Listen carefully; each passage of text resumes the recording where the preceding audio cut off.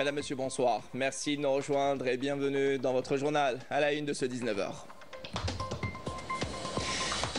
En sa qualité d'envoyé spécial du président de la République Abdelmadjid Tebboune, le chef de la diplomatie Ahmed Attaf a été reçu à Kampala par le président ougandais dans le cadre de la visite officielle qu'il effectue dans ce pays.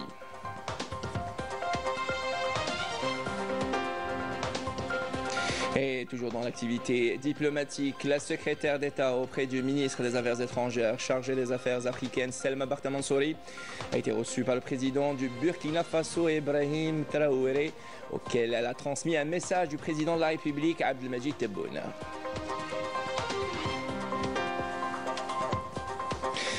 L'Algérie s'oriente de plus en plus vers l'intelligence artificielle et la création de l'école supérieure de l'intelligence artificielle de Sidi Abdallah en est un témoin. Une école qui a pour objectif de former des élites capables de relever le challenge dans ce domaine. Une délégation de journalistes et écrivains espagnols dans les camps des réfugiés pour suivre de près la situation des Sahraouis en lutte pour leur indépendance avec le soutien de la communauté internationale.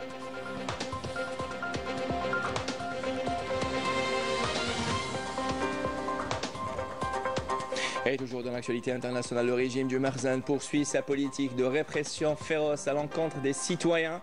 Une politique dénoncée par plusieurs militants marocains au Maroc et en exil qui s'opposent à la normalisation avec l'entité sioniste et dénoncer les abus du pouvoir.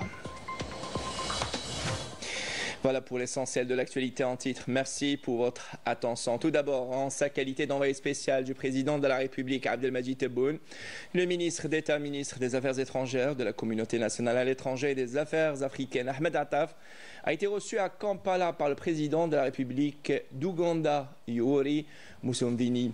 À cette occasion, Attaf a remis au président ougandais un message écrit de la part du président de la République, Abdelmadjid Tebboune, et il lui a transmis ses salutations fraternelles ainsi que sa volonté de poursuivre les efforts communs visant à hisser les relations algéro-ougandaises à de larges perspectives.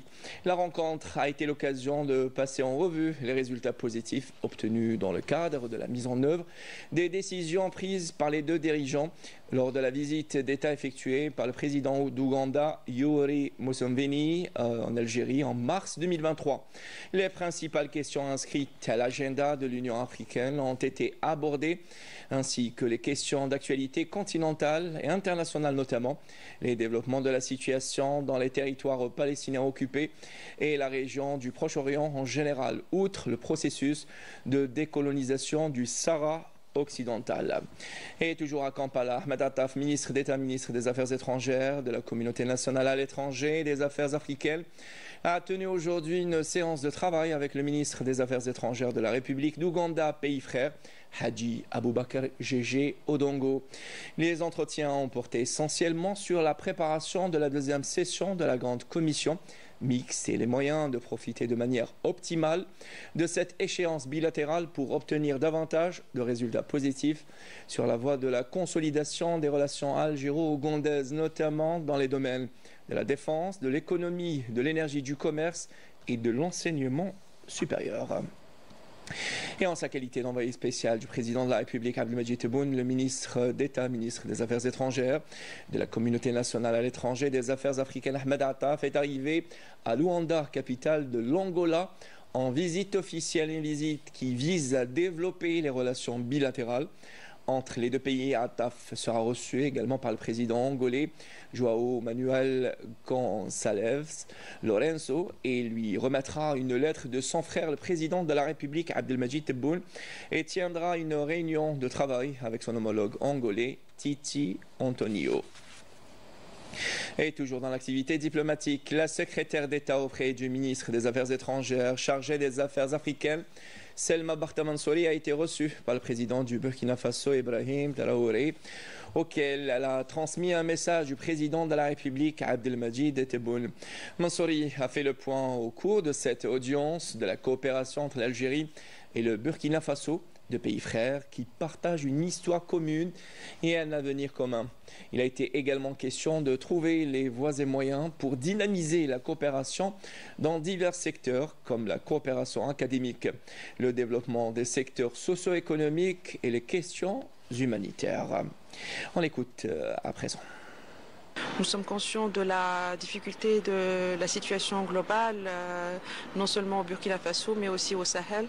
Et l'Algérie est soucieuse de se montrer aux côtés de ses frères en Afrique en général, est toujours prête à appuyer les efforts du Burkina Faso, notamment dans le cadre de la lutte contre le terrorisme et le maintien, la préservation de la stabilité nationale et régionale. C'était là Selma Barta Mansouri, la secrétaire d'État auprès du ministre des Affaires étrangères, chargée des affaires africaines. Et je l'évoquais en titre, l'Algérie s'oriente de plus en plus vers l'intelligence artificielle. D'ailleurs, la création de l'école supérieure de l'intelligence artificielle Sidi Abdallah à Alger a pour objectif de former des élites capables de relever le challenge dans ce domaine technologique qui contribue au développement de l'économie nationale, nous dit Hafsa Ghani dans ce reportage récit Badar Marnier. L'École nationale supérieure de l'intelligence artificielle a pour mission la formation des ingénieurs dans les différentes théories de cette technologie et des sciences de données, de même que leur préparation au monde de l'entrepreneuriat. Younes fait partie des étudiants qui évoluent dans l'innovation. Il travaille sur le développement d'une plateforme numérique avec l'intelligence artificielle dans le domaine des transports. Notre application a pour but de faciliter le transport urbain.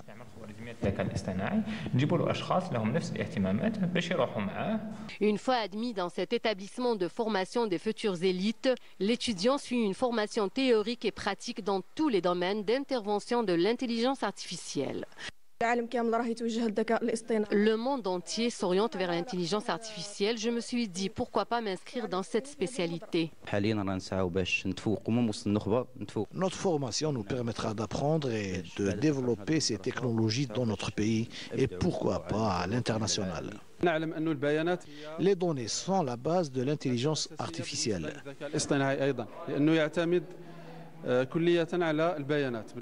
Les étudiants de l'école sont formés d'abord dans la programmation et comment résoudre un problème bien défini.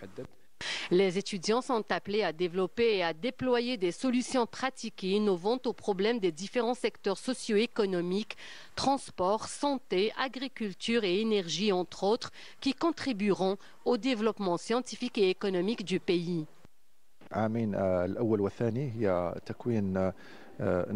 Les 2 premières années de formation sont consacrées à la théorie avec un peu de pratique. Les étudiants apprennent les mathématiques et l'informatique. Les 3 dernières années sont consacrées à la spécialisation dans les différents domaines de l'intelligence artificielle.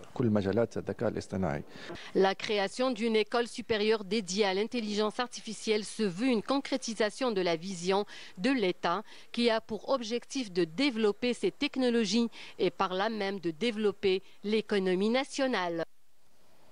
Et de l'école de l'intelligence artificielle à Sidi Abdallah à Alger, direction l'université de Msila. Et dans le cadre de la stratégie nationale de soutien à l'entrepreneuriat, des projets innovants voient le jour grâce à l'accompagnement des startups. Ces initiatives contribuent à dynamiser l'économie nationale en favorisant la création de richesses et de l'innovation. Nous dit Abdeslam Habbas dans ce reportage, commentaire Ismail Msoudi. Dans le cadre de la stratégie nationale visant à soutenir l'esprit d'entrepreneuriat, 12 startups ont bénéficié de programmes d'incubation au niveau de l'université de Msila. Objectif, concrétiser leurs projets sur le terrain. Nous avons lancé un système automatisé pour gérer, contrôler et piloter à distance les équipements d'irrigation par pivot central.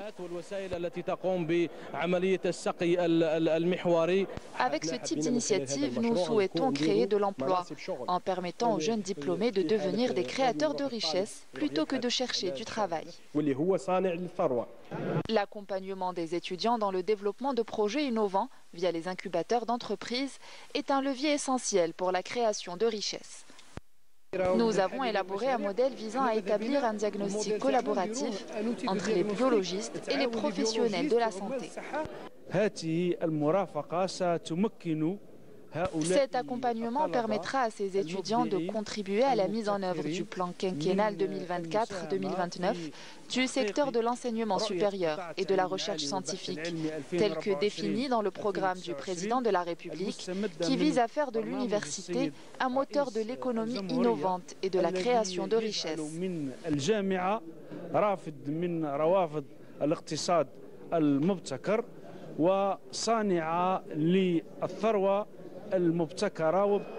Les porteurs de projets innovants bénéficieront d'un programme dédié à même de leur permettre de mettre en pratique leurs idées, contribuant ainsi au soutien de l'économie nationale.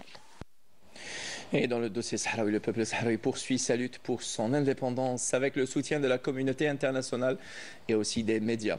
Encore une fois, une délégation de journalistes et écrivains espagnols s'est rendue dans les camps des réfugiés pour suivre de près la situation des Sahraouis. Commentaire Baliza Djilamda, Badi Amarli. Le Sahara occidental, dernière colonie de l'Afrique, continue à mobiliser l'opinion internationale et à obtenir le soutien pour le droit de son peuple à l'autodétermination. Cette fois-ci encore, le soutien émane des écrivains et journalistes espagnols qui ont fait le déplacement dans les camps des réfugiés pour s'enquérir de la situation des Sahraouis et leur exprimer leur solidarité. Les médias qui jouent un grand rôle dans la mobilisation de l'opinion internationale continuent à afficher leur soutien et leur solidarité pour cette cause juste en œuvrant à briser l'embargo médiatique imposé par le système de l'occupant marocain sur les territoires sahraouis.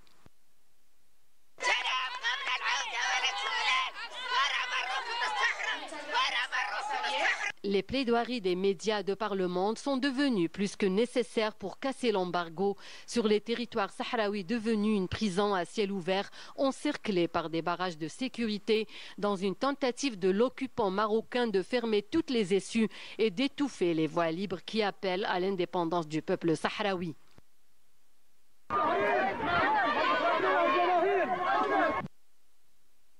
Même si l'occupant marocain attribue des autorisations, c'est pour servir ses propres intérêts au détriment de la cause sahraoui juste et qui reste une vérité historique que nul ne peut oublier, malgré les tentatives du Makhzen de l'occulter à travers des pratiques visant à étouffer la résistance du peuple sahraoui. En faisant fi de la légalité internationale, l'occupant marocain tente d'effacer la question sahraoui de l'agenda des Nations Unies, inscrite comme étant une question de décolonisation. Et toujours concernant le dossier sahraoui, un rassemblement visant à soutenir le respect du droit international au Sahara occidental sera organisé demain samedi, place de la République à Paris en France, à l'appel de plusieurs associations de défense des droits de l'homme et de solidarité avec le peuple sahraoui. Le 14 décembre 2024, nous appelons à un rassemblement à Paris en France, place de la République, à partir de 14 h pour rappeler notre attachement au respect du droit international et du droit des peuples à disposer d'eux-mêmes, écrivent ces associations. Dans le rappel, selon les signataires de cet appel, ce rassemblement sera l'occasion de réaffirmer leur soutien au droit à l'autodétermination du peuple sahraoui et d'exiger le respect du droit international et la mise en œuvre des décisions des Nations Unies concernant le Sahara occidental. Et au Maroc, sous un régime du Makhzen corrompu et autoritaire dans ce pays, le pays poursuit une politique de répression féroce à l'encontre de ses citoyens, en particulier ceux qui osent s'opposer à la normalisation avec l'entité sioniste ou dénoncer les abus du pouvoir. Cherchant à étouffer toute voix dissidente, le régime n'hésite pas à jeter en prison des milliers de détenus arbitrairement, souvent accusés à tort d'opposition politique ou de soutien à la cause palestinienne, où ils sont soumis à des traitements cruels et sont privés de leurs droits fondamentaux. Ismahan Sultan, Rina Louari. Alors que de nombreux pays intensifient leurs efforts pour engager des poursuites contre les crimes de guerre sionistes à l'encontre du peuple palestinien, le régime du Makhzen choisit une voie opposée en réprimant et réduisant au silence ses propres citoyens, étouffant toutes les voix opposées à la normalisation avec l'entité sioniste et soutenant la cause palestinienne. Ismail El-Razaoui, militant marocain, en est la dernière victime qui, suite à sa participation à des manifestations contre le passage de navires transportant des armes destinées à massacrer le peuple palestinien, a été condamné à 1 an de prison ferme dans un procès jugé arbitraire. Ismaël Razaoui est un des nombreux militants marocains qui s'opposent à la normalisation et condamne fermement les massacres et le génocide commis en Palestine par l'entité sioniste. Dirigé par une élite liée à des intérêts sionistes, le régime du Marzane ne cesse de bafouer et piétiner les droits fondamentaux du peuple marocain. Chaque jour, les prisons du Maroc voient leurs cellules se remplir de détenus politiques, de militants et d'opposants à la normalisation où ils endurent des conditions inhumaines, tortures physiques et psychologiques, surpopulation et privation de soins, les condamnant souvent à une mort lente. La prison de Tazmamart, symbole le plus sinistre de cette répression, reste gravée dans l'histoire comme l'un des lieux les plus atroces, incarnant une stratégie de terreur où chaque cellule sombre et étroite devient une tombe pour ceux qui osent défier le régime totalitaire. Aujourd'hui encore, le Marzane perpétue ses pratiques dans l'ombre, faisant fi des regards et des condamnations internationales, éradiquant ceux qui osent revendiquer la liberté, la justice et la dignité. Et toujours dans ce royaume, la répression systématique du régime continue de museler les voix dissidentes, laissant plus de 1600 détenus politiques et d'opinion dans l'oubli. Malgré cette brutalité, des militants courageux, tant au Maroc qu'en exil, poursuivent leur lutte pour dénoncer les pratiques du Marzane. Ils appellent au respect des droits fondamentaux afin d'assurer un avenir digne pour le peuple marocain. Yamina Saïdji. Au Maroc, la gestion des affaires sociales et économiques se fait selon les intérêts personnels du roi et de son fidèle acolyte Aziz Arnouch. Tandis que ce dernier, chef du gouvernement, accumule des profits colossaux, le peuple marocain sombre dans une précarité alarmante. Mais l'injustice ne s'arrête pas là. Le régime du Marzane réprime violemment toute voix dissidente, laissant plus de 1600 prisonniers politiques et détenus d'opinion croupir dans des prisons de la honte. Ces hommes et ces femmes emprisonnés pour avoir osé réclamer des droits fondamentaux témoignent de la gravité d'une situation où les revendications populaires sont non seulement ignorées, mais réprimées avec une brutalité implacable. Cela n'a pas pour autant dissuadé d'autres militants à dénoncer les pratiques du Marzane. حنا بغينا نوصلوا واحد الميساج وانا كنوصل هذا الميساج هذا باش يفهموه بزاف ديال الناس اما انا معارضتي للحكومه. Je souhaite adresser un message clair à l'ensemble de la population marocaine pour exprimer mon opposition au régime dirigé par Mohamed VI, qui détient toutes les prérogatives.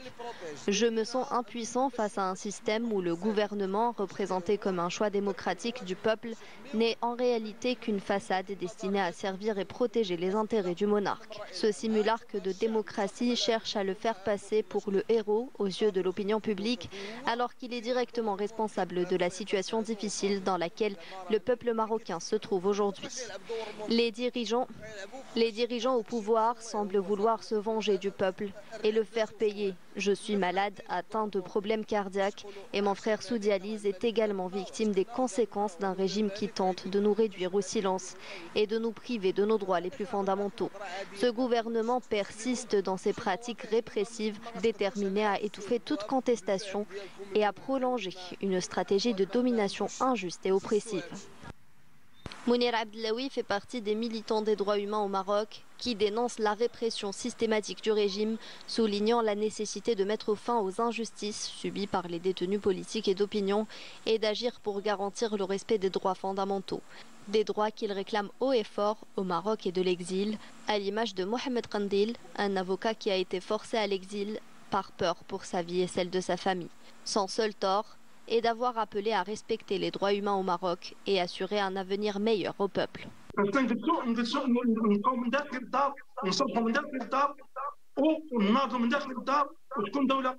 lutte du peuple marocain se poursuit, tant à l'intérieur qu'à l'extérieur du pays, notamment à travers les réseaux sociaux et d'autres moyens de mobilisation. Nous continuerons à élever nos voix pour atteindre notre objectif, l'abolition de la monarchie.